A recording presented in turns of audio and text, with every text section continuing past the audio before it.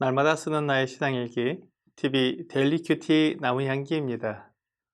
오늘은 1월 18일 수요일입니다. 오늘 함께 묵상할 성경 본문은 로마서 7장 1절에서 6절입니다. 형제들아, 내가 법 아는 자들에게 말하노니 너희는 그 법이 사람이 살 동안만 그를 주관하는 줄을 알지 못하느냐. 남편 있는 여인이 그 남편 생전에는 법으로 그에게 매인 바 되나 만일 그 남편이 죽으면 남편의 법에서 벗어나느니라. 그러므로 만일 그 남편 생전에 다른 남자에게 가면 음녀라. 그러나 만일 남편이 죽으면 그 법에서 자유롭게 되나니 다른 남자에게 갈지라도 음녀가 되지 아니하느니라. 그러므로 내 형제들아, 너희도 그리스도의 몸으로 말미암아 율법에 대하여 죽임을 당하였으니 이는 다르니 곧 죽은 자 가운데서 살아나신 이에게 가서 우리가 하나님을 위하여 열매를 맺게 하려 함이라. 우리가 육신에 있을 때에는 율법으로 말미암는 죄의 정욕이 우리 지체 중에 역사하여 우리로 사망을 위하여 열매를 맺게 하였더니 이제는 우리가 얽매였던 것에 대하여 죽었으므로 율법에서 벗어났으니 이러므로 우리가 영의 새로운 것으로 섬길 것이요 율법 조문에 묵은 것으로 아니할지니라. 바울은 사람과 율법과의 관계를 이 결혼 관계로 비유해서 설명하고 있습니다. 결혼식에서 두 사람이 부부가 되기로 서약을 하는데 이 서약은 죽을 때까지 효력을 가지고 있습니다.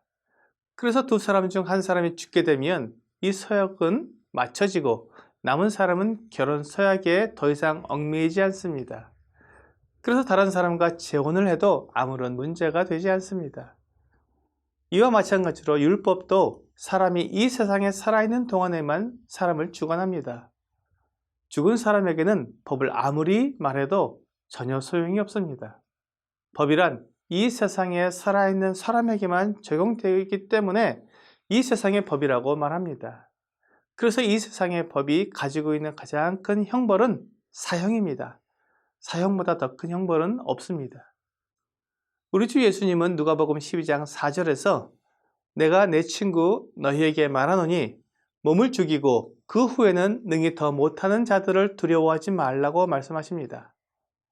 율법도 죄도 우리 몸을 죽인 후에는 아무 일도 하지 못합니다. 그래서 그들을 두려워하지 말라고 말씀하십니다.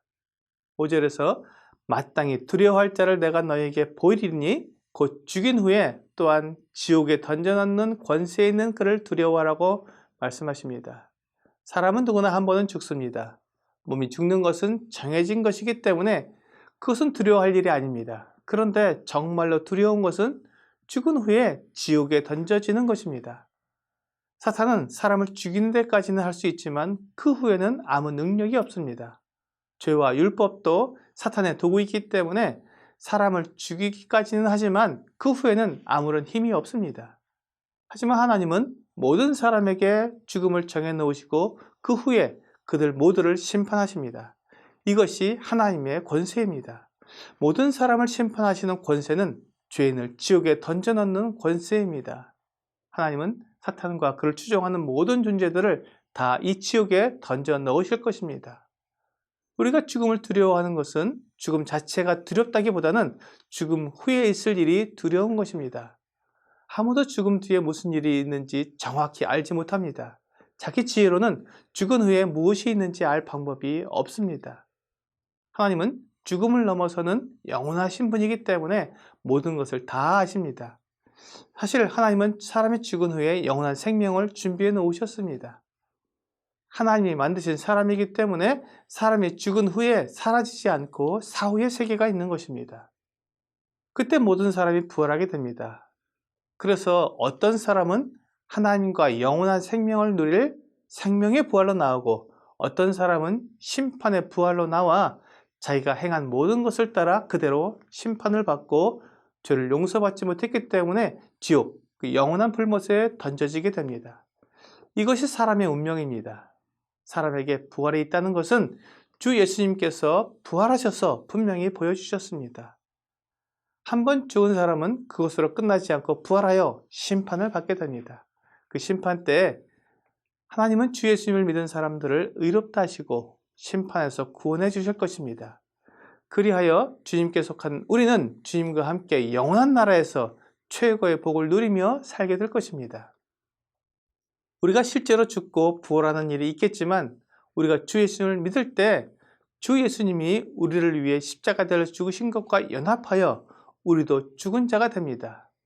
그리고 예수님이 죽은 자 가운데서 부활하실 때 우리도 다시 살아난 것입니다.